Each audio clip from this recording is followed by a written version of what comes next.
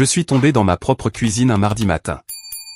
Une seconde, j'attrapais la cafetière, la seconde d'après, j'étais par terre, ma hanche gauche hurlante, ma tête qui tournait. Je ne pouvais pas bouger. Je suis resté là ce qui a semblé une heure avant que ma voisine, Ruth, ne m'entende par la fenêtre ouverte et appelle le 911. À l'hôpital, ils m'ont dit que j'avais une fracture de la hanche et que j'avais besoin d'une chirurgie d'urgence. Les infirmières ont essayé d'appeler mon fils 31 fois en 2 jours. Il n'a jamais décroché. Pas une seule fois. Quand je suis enfin sorti de l'anesthésie, groggy, endolori et effrayé, la première chose que j'ai vue n'était pas le visage de mon fils. C'était une photo sur mon téléphone que Ruth avait trouvée pour la montrer à l'infirmière comme preuve de mon contact d'urgence. Mais juste en dessous, une notification des réseaux sociaux de ma belle-fille. Un bar sur le toit à Miami, des cocktails brillants au néon contre le coucher de soleil. Mon fils souriant avec son bras autour de sa taille. La légende disait, nous vivons notre meilleure vie. Cela a été posté 6 heures après ma chute. Avant d'entrer dans ce qui s'est passé ensuite, si les histoires de loyauté familiale et de défense de soi vous tiennent à cœur, veuillez prendre un moment pour aimer cette vidéo et vous abonner à GOL Revenge. J'aimerais aussi savoir d'où vous regardez. Indiquez votre ville ou votre pays dans les commentaires. Cela signifie plus que vous ne le pensez. Et juste pour que vous le sachiez, certains détails de cette histoire ont été modifiés pour des raisons de confidentialité et de narration. Toute ressemblance avec des personnes spécifiques est fortuite, mais le message est très réel. Le matin où cela s'est produit, j'étais seul dans la maison. Rien d'inhabituel à cela. J'avais été seul la plupart des matins depuis le décès de mon mari, Gérald, il y a 3 ans. Nous avions vécu dans cette maison pendant 38 ans, élevé notre fils là, célébré chaque fête dans cette cuisine. Après la mort de Gérald, le silence est devenu plus lourd, mais je m'en suis sorti. J'ai entretenu le jardin. Je marchais tous les matins. Je faisais du bénévolat à la banque alimentaire les mercredis. J'avais 68 ans, pas impuissante. Ce mardi de septembre, je me suis levé tôt comme toujours, j'ai fait mon lit, nourri le chat, marché jusqu'à la cuisine en pantoufles, et j'ai tendu le bras pour attraper la boîte à café sur la 2e étagère. Quelque chose a cédé dans ma hanche. Pas un son que j'ai entendu exactement, plutôt une sensation, un claquement profond à l'intérieur de mon corps. Puis ma jambe a lâché. J'ai essayé de m'accrocher au comptoir, mais j'ai manqué. J'ai frappé le sol violemment. La douleur a été immédiate et aveuglante. J'ai essayé de me relever, mais mon côté gauche ne voulait pas coopérer. Mon téléphone était sur le comptoir au-dessus de moi. Je ne pouvais pas l'atteindre. J'ai appelé à l'aide, mais les fenêtres étaient presque toutes fermées. Les matins de septembre en Caroline du Nord sont encore chauds, mais je n'avais entrouvert la fenêtre de la cuisine que d'1 pouce. Je ne sais pas combien de temps je suis resté là. 20 minutes, peut-être 40. Assez longtemps pour que la minuterie de la cafetière se déclenche et remplisse la cuisine de l'odeur de café en train de se préparer que je ne pouvais pas boire. Assez longtemps pour que mon chat, Oliver, vienne enquêter et s'asseye à côté de ma tête, me regardant avec ses yeux verts critiques comme si j'avais fait quelque chose d'inconvenant. Puis j'ai entendu la voix de Ruth par la fenêtre. « Margaret ? Margaret, êtes-vous là ? Votre porte d'entrée est ouverte, et j'ai vu Oliver assis sur le porche. » Ruth Nakamura, 74 ans, vivait 3 maisons plus loin. Elle passait devant chez moi tous les matins en allant au jardin communautaire. Elle prenait de mes nouvelles depuis la mort de Gérald. Non pas parce que quelqu'un lui avait demandé, juste parce que c'était sa nature. Ruth, ai-je réussi à dire. Je suis par terre. Je ne peux pas me lever. Les ambulanciers sont arrivés en 8 minutes. Ils m'ont stabilisé, m'ont mis sur une civière, ont demandé qui appelait. Mon fils, ai-je dit. Derek Palmer. Son numéro est dans mon téléphone. Dans l'ambulance, un ambulancier a essayé le portable de Derek. Directement sur la messagerie vocale. Il a essayé à nouveau. Messagerie vocale. À l'hôpital, ils ont continué à essayer. L'infirmière des admissions a laissé 3 messages. La coordinatrice chirurgicale a appelé 2 fois de plus avant qu'il ne me conduise en salle d'opération. Nous continuerons d'essayer, m'a dit l'infirmière gentiment. La dernière chose dont je me souviens avant l'anesthésie, c'est d'avoir demandé « Avez-vous joint mon fils ?» L'hésitation de l'infirmière m'a tout dit. Quand je me suis réveillé, la pièce était sombre. Les moniteurs bipaient, une intraveineuse coulait dans mon bras. Ma hanche lançait sous les couches de bandage. Tout me semblait lourd et faux. J'ai tourné la tête lentement, m'attendant à Derek, espérant Derek. Au lieu de cela, j'ai vu Rosa Gutiérrez endormie sur la chaise à côté de mon lit. Rosa. Pas mon fils. Pas ma belle-fille, Vanessa. Rosa, une femme que je n'avais pas vue en personne depuis presque 2 ans, bien que nous parlions au téléphone régulièrement. Elle était recroquevillée dans cette chaise d'hôpital raide avec sa veste en boule sous sa tête et des cernes sous les yeux comme si elle était là depuis des heures. J'ai dû faire un bruit parce que ses yeux se sont ouverts. Elle s'est levée rapidement, désorientée une seconde, puis tout son visage s'est adouci. Madame Palmer, oh mon Dieu, vous êtes réveillée. Elle a tendu la main vers la mienne. Sa poigne était chaude et ferme. Comment? Ma voix était cassée, sèche et craquante. Elle a tenu une tasse d'eau à mes lèvres. Ruth m'a appelé, a dit Rosa. Elle a trouvé mon numéro dans votre carnet d'adresse à la maison. Je suis arrivé environ 4 heures après votre chirurgie. Vous avez été inconsciente pendant presque une journée entière. Derek, ai-je murmuré. Quelque chose a changé dans l'expression de Rosa, une étincelle de colère qu'elle a essayé de cacher. L'hôpital l'a appelé. Beaucoup. Pas de réponse. Son téléphone doit être éteint. Peut-être qu'il voyage pour le travail. Rosa n'a rien dit pendant un instant. Puis elle a sorti son téléphone, a fait défiler jusqu'à quelque chose et l'a brandi.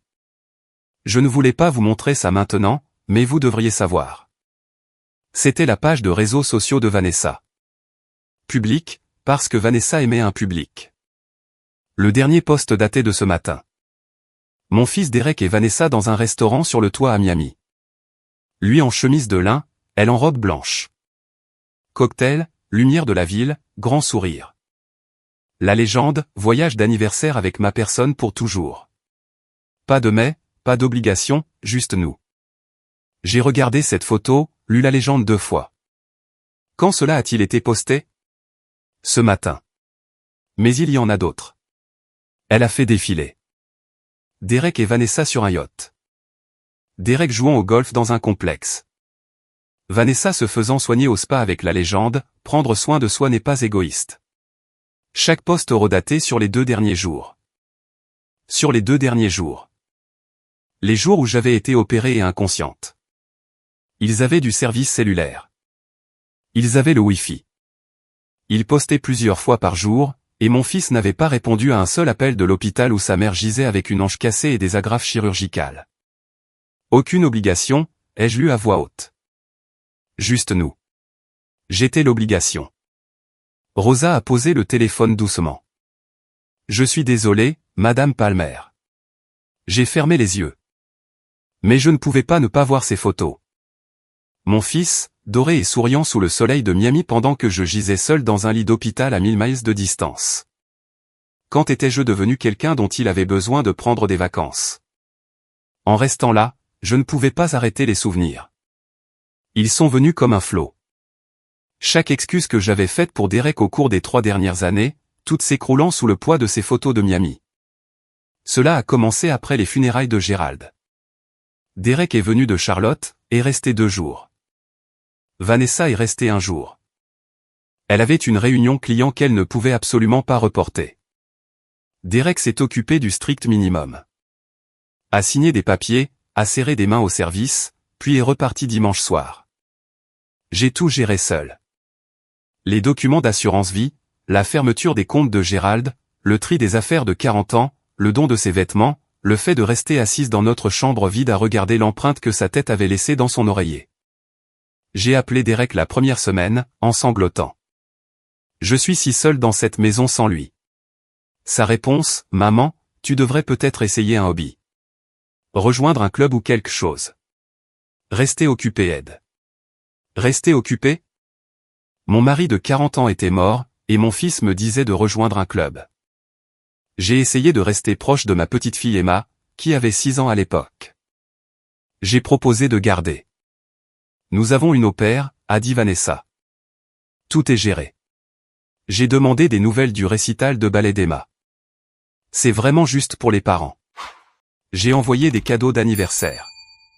Pas d'appel de remerciement. J'ai demandé des appels vidéo.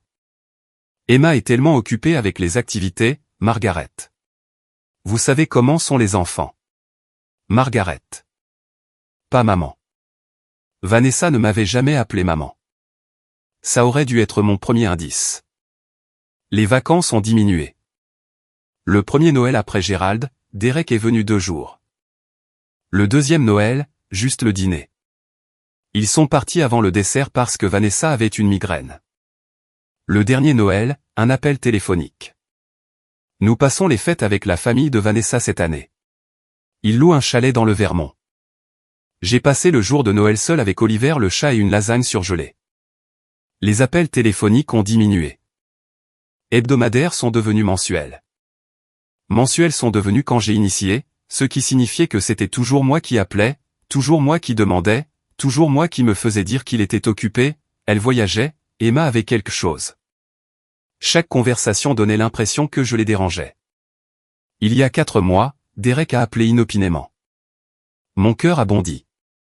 Il n'appelait plus jamais le premier. Salut maman, petite question rapide. Quelle est la situation de la taxe foncière sur la maison? Pas comment vas-tu?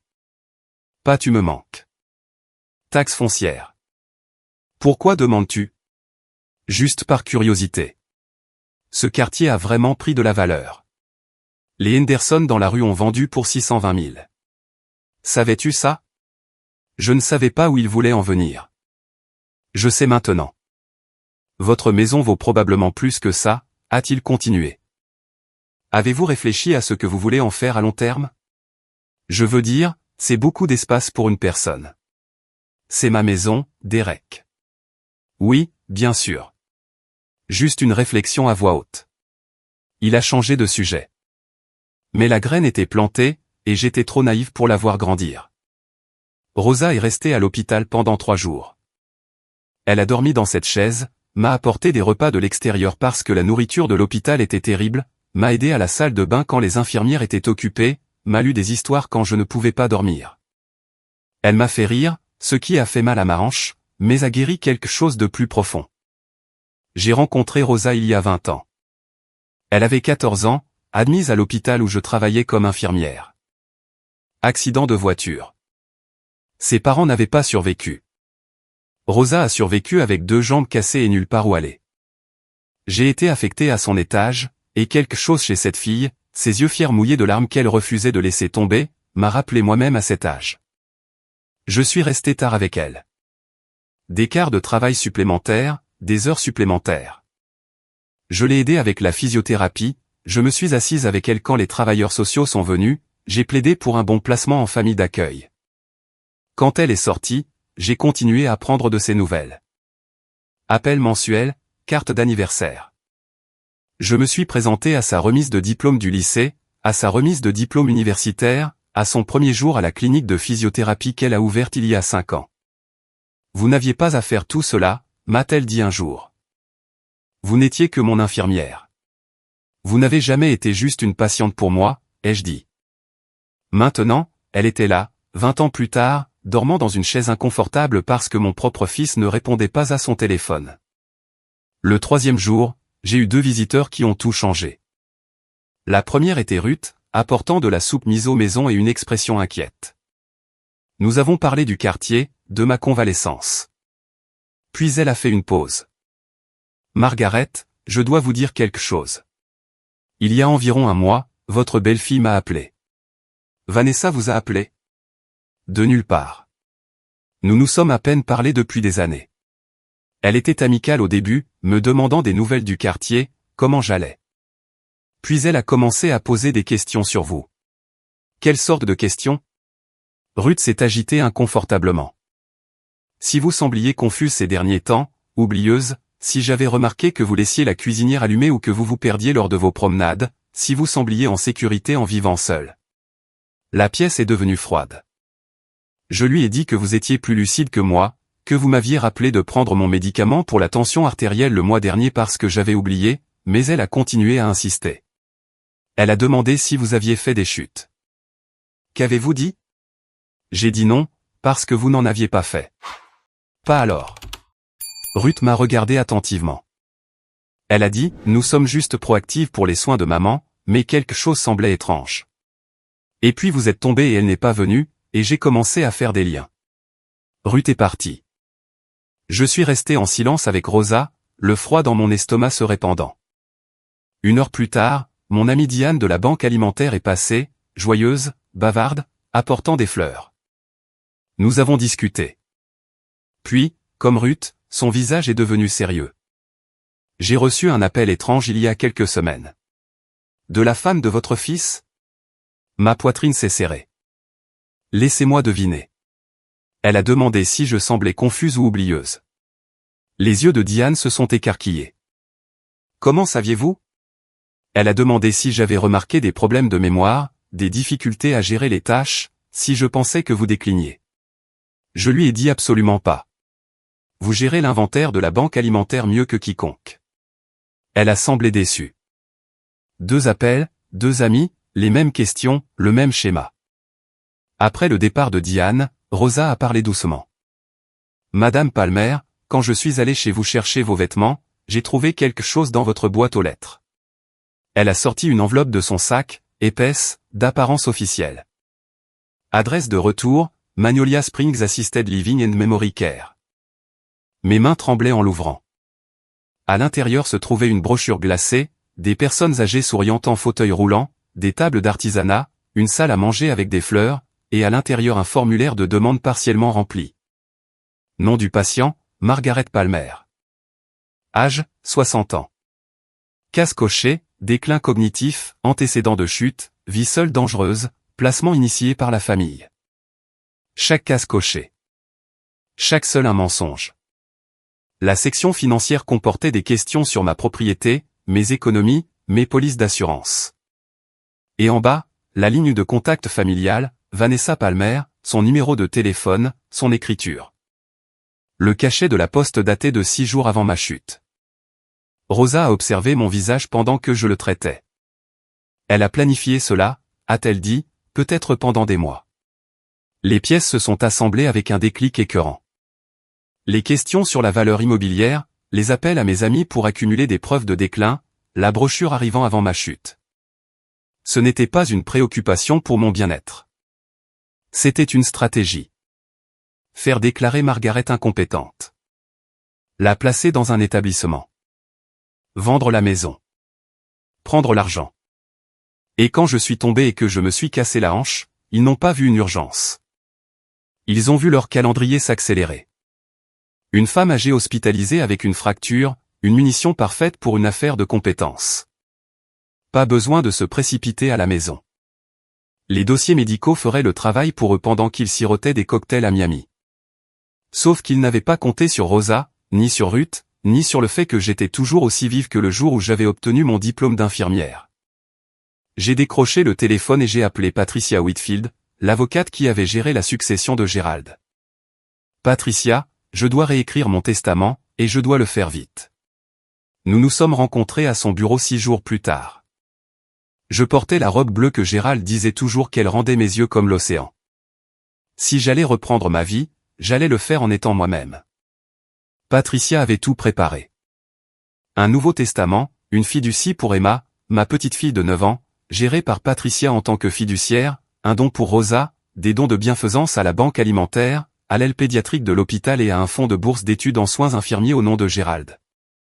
Derek et Vanessa ne recevraient rien. C'est permanent, Margaret. Vous comprenez cela?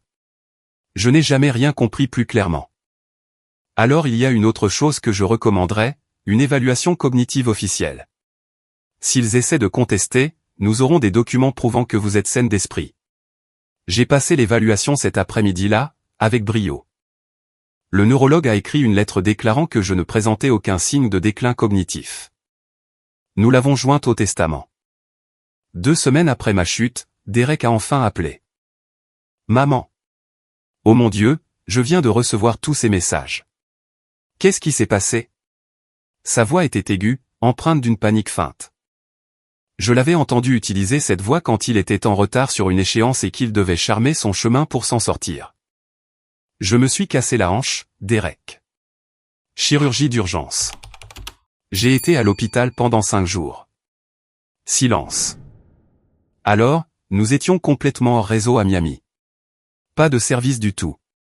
Je jure que si j'avais su. Vous avez posté sur les réseaux sociaux 14 fois. Un silence plus long. Maman, c'était le compte de Vanessa.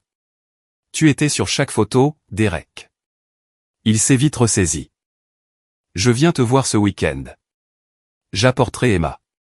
Elle te manque tellement. D'accord. Viens samedi. Ils sont arrivés samedi à 11h sans Emma. Elle avait une fête d'anniversaire, a expliqué Vanessa. Elle ne pouvait pas la manquer. Ils sont restés 45 minutes. Vanessa a complimenté la maison 3 fois, mentionnant à quel point le quartier avait changé, à quel point la propriété devait être précieuse maintenant. Derek a posé des questions sur ma convalescence de la manière vague dont les gens parlent du temps. Bien, gérable, ça avance. Puis j'ai mentionné que la succession leur avait dit que Patricia voulait mettre à jour mes documents après le problème de santé. Derek et Vanessa ont échangé un regard. Un rapide, mais je l'ai vu. L'excitation qu'ils essayaient de masquer. C'est très intelligent, maman, a dit Derek. Très responsable. Quand? Mercredi. 14h, bureau de Patricia. Nous serons là, a dit Vanessa, trop vite. Tout ce dont vous avez besoin. Ils sont partis à 11h45. Alors que leur voiture s'éloignait, j'ai vu Vanessa sur son téléphone avant même qu'il n'ait atteint le bout de la rue. Le mercredi est arrivé. Je suis arrivé au bureau de Patricia tôt avec Rosa à mes côtés. La salle de conférence sentait le vieux cuir et le papier d'imprimante. Patricia avait les documents arrangés sur la table en acajou, net et définitif. À exactement 14h, Derek et Vanessa sont entrés. Ils portaient un costume anthracite. Elle portait du noir avec des perles, habillée pour un conseil d'administration, pas une réunion de famille. Ils se sont figés en voyant Rosa. Qu'est-ce qu'elle fait ici? La voix de Vanessa est devenue aiguë. Rosa est ici sur mon invitation, ai-je dit. Asseyez-vous. C'est une affaire de famille privée. Derek a commencé. Rosa est de la famille. Plus que vous ne l'avez été en 3 ans. Asseyez-vous. Ils se sont assis. La tension aurait pu briser le verre. Avant que Patricia ne puisse commencer, j'ai parlé. Ma voix était stable. J'avais répété cela dans ma tête chaque nuit pendant une semaine, mais quand le moment est venu, je n'ai pas eu besoin de la répétition. La vérité a son propre élan. Je suis au courant des appels téléphoniques. Derek a cligné des yeux. Quels appels? Vanessa a appelé Ruth. Elle a demandé si je semblais confuse, oublieuse, dangereuse. Vanessa a appelé Diane à la banque alimentaire. Même question. Pour établir un dossier prouvant mon déclin. Le visage de Vanessa est devenu pâle. J'étais inquiète pour vous, Margaret. Vous accumuliez des preuves. J'ai sorti la brochure de mon sac et l'ai glissée sur la table. Magnolia Springs Assisted Living. Le formulaire de demande avec les cases cochées, son écriture. Le silence était total dans la pièce. Déclin cognitif, antécédent de chute, incapacité à vivre seul en toute sécurité, ai-je lu à voix haute. Tout était coché. Tous des mensonges. Envoyé à ma maison 6 jours avant ma chute. Derek a fixé le formulaire. Puis Vanessa. Qu'est-ce que c'est? Le calme de Vanessa s'est fissuré une fraction de seconde. C'était des recherches, juste au cas où. Juste au cas où quoi? J'étais parfaitement en bonne santé quand vous avez envoyé ça. Vous vivez seul.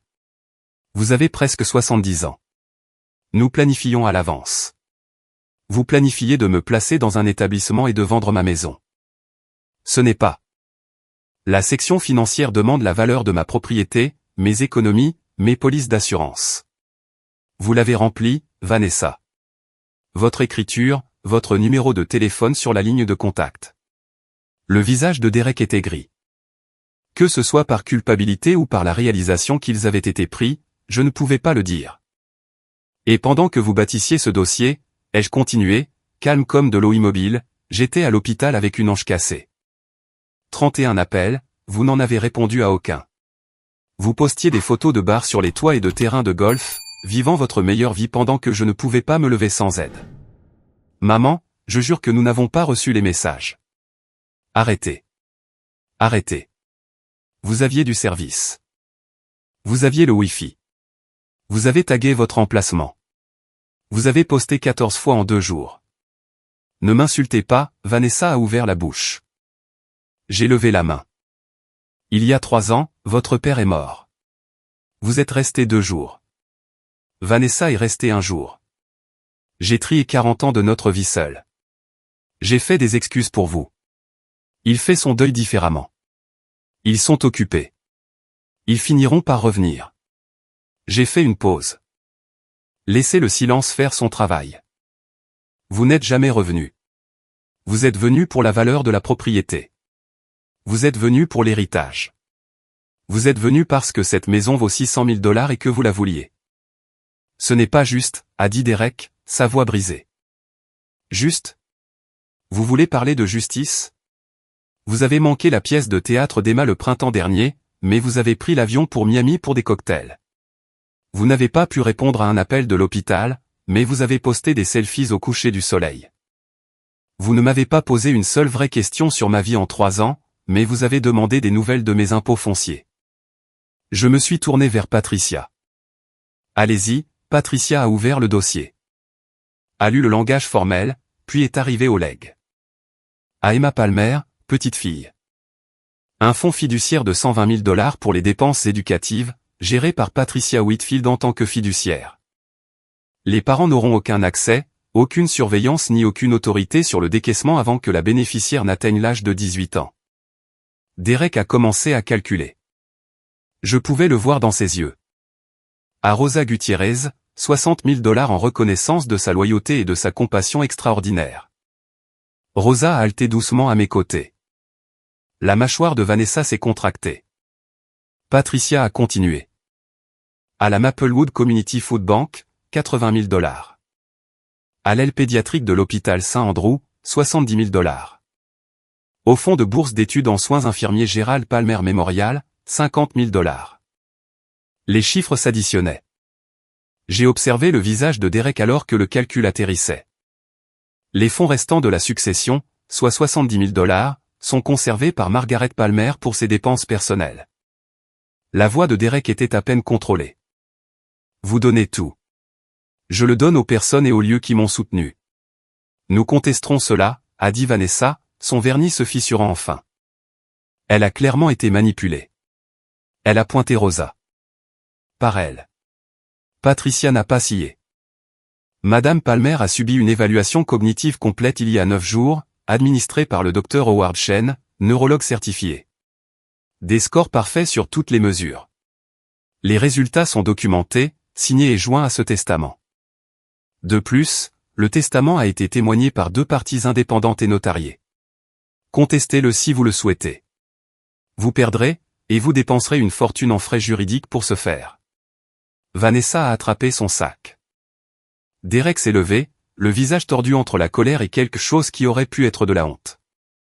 Vous allez le regretter, a-t-il dit depuis l'embrasure de la porte. Quand vous serez plus âgé, quand vous aurez vraiment besoin d'aide, et que personne ne sera là. J'ai regardé mon fils, le garçon que j'avais élevé, l'homme pour qui j'avais fait des excuses, l'étranger en costume coûteux qui me menaçait. J'avais besoin d'aide il y a 2 semaines, Derek. J'étais par terre dans un hôpital pendant 40 minutes, puis en chirurgie pendant 4 heures. La personne qui s'est présentée était Rosa. La personne qui a appelé le 911 était Ruth, ma voisine de 74 ans. La personne qui n'était pas là, c'était vous. Alors, ne me parlez pas d'être seul. Je suis seul depuis des années. La seule différence maintenant, c'est que j'ai fini de faire semblant. Ils sont partis. La porte n'a pas claqué.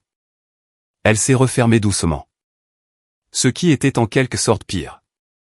Les semaines qui ont suivi ont été difficiles. Je ne vais pas prétendre le contraire. Certains matins, je me réveillais en cherchant le téléphone, voulant appeler mon fils, avant de me souvenir que le fils que je voulais appeler n'existait plus. Peut-être n'avait-il jamais existé. J'ai vendu la maison. C'est parti vite. Le marché était fort. J'ai trouvé un petit appartement plus près du centre-ville, près de la banque alimentaire, près du quartier de Ruth, près de la clinique de Rosa. Une chambre, un petit balcon où Oliver pouvait regarder les oiseaux, assez d'espace pour exactement la vie que je voulais. Le jour du déménagement a été doux amer. 40 ans de souvenirs emballés dans des cartons. La chaise de lecture de Gérald est allée à la vente de bric-à-brac de l'église. Ses outils sont allés au mari de Ruth. La table de cuisine où Derek faisait ses devoirs, où Gérald m'a demandé en mariage il y a 39 ans devant un rôti de bœuf brûlé, où je me suis assise seule trop de matin de Noël, cette table est allée à Rosa. Êtes-vous sûr, a demandé Rosa, passant sa main sur la surface en chêne usé. Gérald aurait voulu que quelqu'un qui se montre y mange. J'ai commencé à faire plus de bénévolat. 3 jours par semaine à la banque alimentaire au lieu d'un.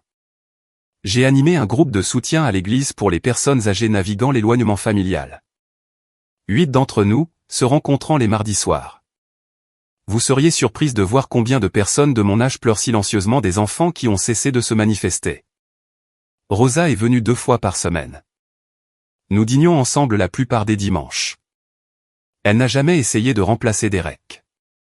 Elle était juste Rosa, stable et gentille. La fille pour qui j'étais resté tard il y a 20 ans, maintenant la femme qui est restée pour moi. 2 mois après tout, on a frappé à la porte de mon appartement. Un samedi après-midi. J'ai ouvert et mon cœur s'est arrêté. Emma était là. 9 ans, des boucles brunes folles autour de son visage, portant un sac à dos violet trop grand pour sa petite taille. Rosa se tenait derrière elle, l'air nerveuse mais déterminée. « Salut, grand-mère » a dit Emma. Rosa a dit que je pouvais venir. « C'est bon ?» Je me suis agenouillé, ma hanche protestant, et j'ai serré ma petite fille dans mes bras. Elle sentait le shampoing à la fraise et le soleil. « C'est plus que bon, ma chérie. Nous avons passé tout l'après-midi ensemble. » Des biscuits d'une recette que la mère de Gérald m'avait apprise.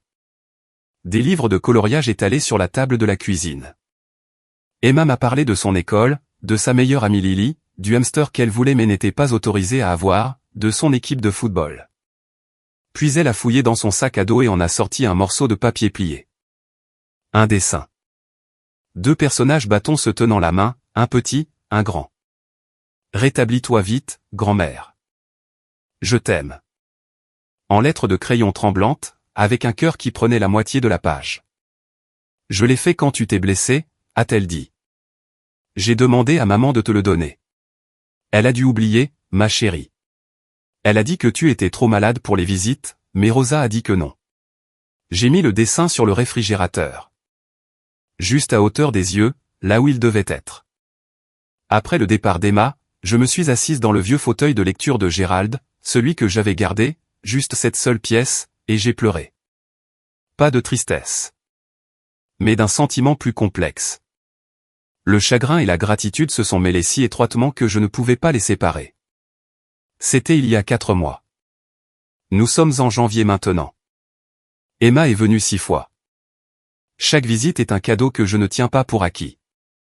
Si Derek et Vanessa le savent, je n'en suis pas sûr. Rosa gère la logistique. Je ne pose pas de questions. Ma hanche a bien guéri. Je marche à nouveau tous les matins. Un itinéraire différent maintenant, à travers le parc près de mon appartement au lieu de mon ancien quartier. Oliver vient à la fenêtre pour me regarder partir, et est toujours là quand je reviens. J'ai réservé un voyage. Le premier que j'ai jamais fait seul.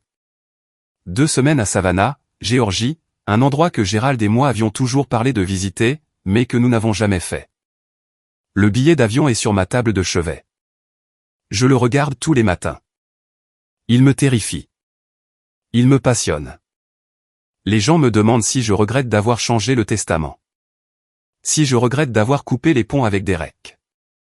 La réponse honnête est compliquée. Je ne regrette pas de m'être protégé. Je ne regrette pas d'avoir récompensé les personnes qui se sont manifestées.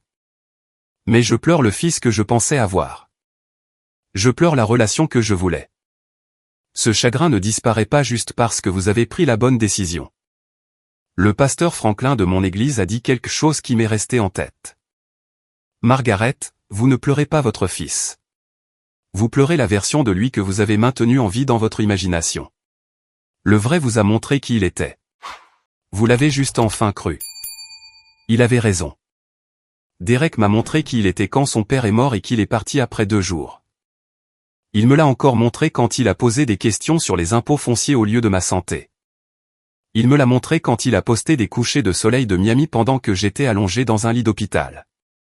Et Vanessa m'a montré qui elle était avec chaque case cochée sur ce formulaire, chaque appel téléphonique calculé, chaque mensonge déguisé en préoccupation. Je les ai crus. Enfin, voici ce que je sais maintenant à 68 ans avec une ange guérie et un petit appartement et un chat qui me juge et un réfrigérateur couvert de dessins d'une enfant de 9 ans. La famille n'est pas celle qui partage votre nom de famille. La famille est celle qui se manifeste lorsque vous êtes par terre dans la cuisine à 7 heures du matin. La famille est celle qui dort sur une chaise d'hôpital pendant 3 jours. La famille est celle qui conduit votre petite fille à travers la ville un samedi parce qu'elle vous a fait un dessin et que personne n'a pris la peine de le livrer. J'ai passé 40 ans à être la personne sur qui tout le monde pouvait compter. La mère fiable, la femme stable, la voisine qui apportait de la soupe, l'infirmière qui restait tard. J'ai donné et donné et donné et quand j'ai enfin eu besoin de quelque chose en retour, les personnes à qui j'avais le plus donné sirotaient des cocktails à 1000 miles de distance. Mais les personnes que j'avais presque oubliées, celles que j'ai aidées sans compter, elles sont revenues. Ruth avec sa soupe miso, Rosa avec sa loyauté féroce, les bénévoles de la banque alimentaire avec leurs casseroles et leur compagnie, le pasteur Franklin avec ses paroles honnêtes et ses parties d'échecs du mardi. Vous apprenez aux gens comment vous traiter. J'ai appris à Derek que je serais toujours là, peu importe comment il me traitait, que je ferais des excuses, ravalerais ma peine, rationaliserais son absence. Quand j'ai enfin changé la leçon, il n'a pas aimé. Ce n'était plus mon problème.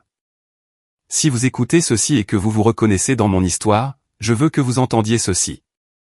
Il n'est pas trop tard. Il n'est pas trop tard pour arrêter de vous rabaisser. Il n'est pas trop tard pour arrêter de mendier l'amour de personnes qui ont déjà décidé que vous ne valiez pas leur temps. Il n'est pas trop tard pour ouvrir la porte et découvrir que les personnes qui se soucient vraiment de vous étaient là depuis le début, attendant que vous les laissiez entrer. J'ai 68 ans. J'ai un chat, un petit appartement, une famille d'église, une ancienne patiente devenue ma plus proche amie, et une petite fille qui me dessine des images avec des cœurs qui prennent la moitié de la page. J'ai aussi un billet d'avion pour Savannah sur ma table de chevet. Et pour la première fois en 3 ans, j'attends le lendemain avec impatience. Si cette histoire a résonné en vous, j'aimerais entendre vos réflexions dans les commentaires. Avez-vous déjà dû établir des limites avec votre famille? Avez-vous trouvé votre propre famille choisie? Votre histoire pourrait être exactement ce que quelqu'un d'autre a besoin d'entendre aujourd'hui. Et si vous souhaitez voir comment les choses se passent, abonnez-vous à GOL Revenge pour plus d'histoires de courage, de limites et de seconde chance. Merci de rester avec moi jusqu'à la fin. Certaines histoires sur cette chaîne peuvent inclure des éléments fictifs à des fins éducatives, mais si vous êtes là pour la vérité qu'il n'est jamais trop tard pour vous choisir, alors bienvenue. Je suis heureuse que vous soyez là.